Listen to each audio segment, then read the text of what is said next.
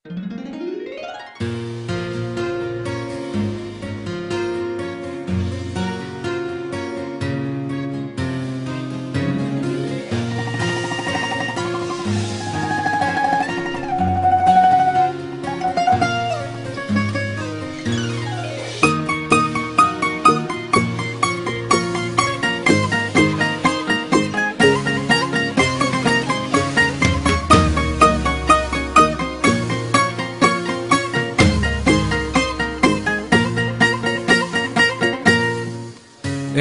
δικό μαχαίρι μπήκε απόψε στη ζωή μου και μου είπαν πως θα φύγω για ταξίδι μακρινό.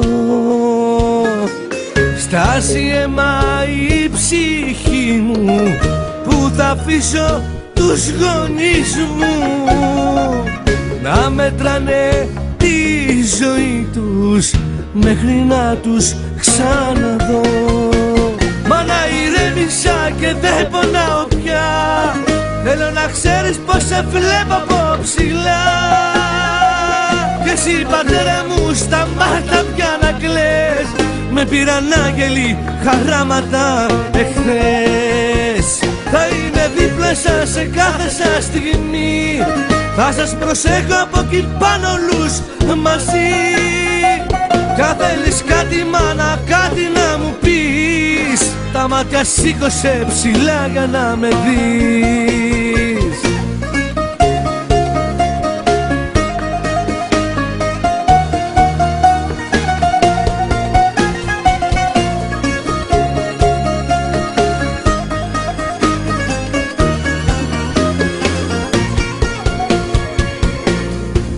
Παραπονεμένα λόγια θέλω να σας τραγουδήσω, για τους ψευτικούς τους φίλους θέλω τώρα να σας πω.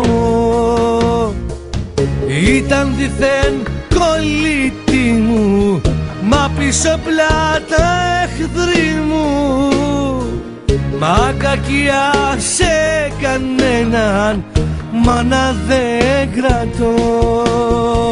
Μάνα ηρέμησα και δεν πονάω πια, θέλω να ξέρεις πως σε βλέπω από ψηλά. Και εσύ πατέρα μου σταμάτα πια να κλαις, με πήραν άγγελοι χαράματα εχθές.